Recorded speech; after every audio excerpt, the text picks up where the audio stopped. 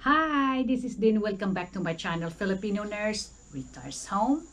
Please comment, share, and subscribe to my channel. And thank you for all your blessings and all your contribution to this channel.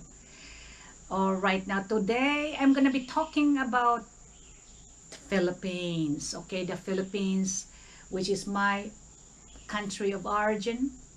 But right now I'm based in America. So I have two nations, beautiful nations. Now, about the Philippines is the poverty in the Philippines. How I personally handle the poverty in the Philippines when I retire there. And maybe expats would learn from what I would tell you. Okay, they also have that kind of issue what I have. Okay, now when I left the Philippines, I would say I was not in the bottom of the society, but I had the opportunity to make myself better because of my parents that helped us. So all of my family in the Philippines, my immediate family, we're all, I would say, successful in our lives. We're not beggars, we're not poor, okay? But we are in the middle. So that means to say, we are much better than a lot of the people in the Philippines. I would say the percentage, I'm not really sure, but it's a greater degree done in America. We have homelessness here, we have poor people, okay, but it's in a minute percentage. So, when you go to the Philippines, you will be bombarded by beggars and all those people along the streets striving very hard and working very hard for a buck. And that will bother you so much. I bet you would be bothered because my husband was bothered about that for a while and then he got better. Okay? One time we went to the restaurant. Before that, we passed by a street full of children selling some sunflowers, and he kind of probably reflected that it can easily be our daughter. And instead of eating in a very nice restaurant, my husband was crying his butt off, and I was there trying to comfort him. So I ordered extra food for those children when we got out. So I said, you cannot solve their problem to make themselves better. All you can do is just give a little bit of comfort for 1 hour so they can eat food during that time. Now, how do I handle it? Okay, I promise myself that I'm not going to build a house in the middle of a squatters area or poor area. Okay, I do not like to do that. That I will have the biggest house there and then my neighbors are all poor, because I know it's gonna wear you out looking at poverty all the time, day in, day out. Okay, you have the biggest house, you have the best food there.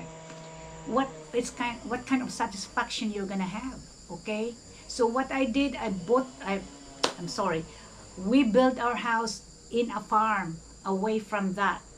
I see them on my way out from time to time, but I do not live with them. Okay, now the way we handle poverty, there's no solution to poverty all over this world, because it has something to do with a lot of mentality of those poor people, especially in the Philippines.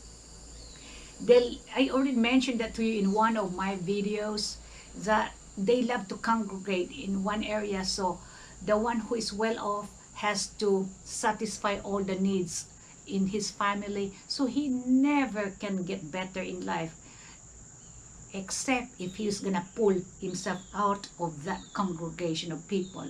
Okay, now poor poor opportunity in life, they do not have that, you know. So how do we handle that as a family? I'll tell you why it's a family thing, because we help each other. Now what we did is, 1 or 2 children, my sister employ them and pay for their education, the whole thing, uniform, tuition, the food allowance.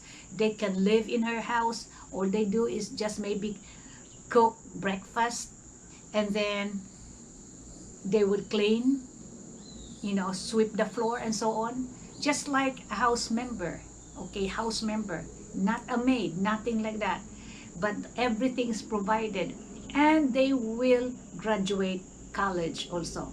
And we did it for several children. My other sister had given um, something like a scholarship for about 5 students and graduated as teachers and whatever in college.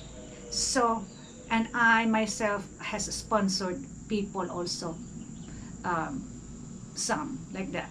But anyway, that's how we help alleviate poverty in the Philippines. We just kind of help 1 or 2 people, okay?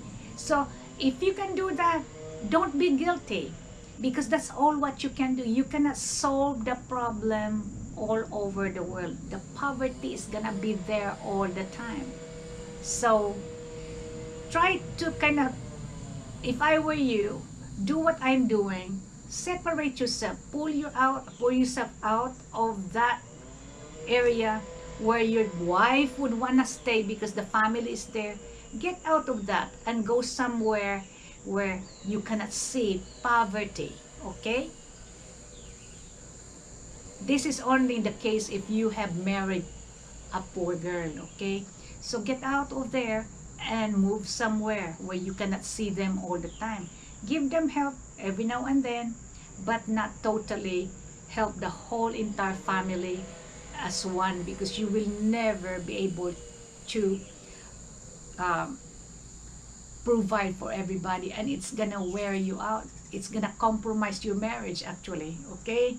So that's gonna be very hard for you. So for you to enjoy in the Philippines and retire there, and if you have families that are really in the bottom line of the society, so try to help them in a little way, but you have to get out of that area and separate yourself.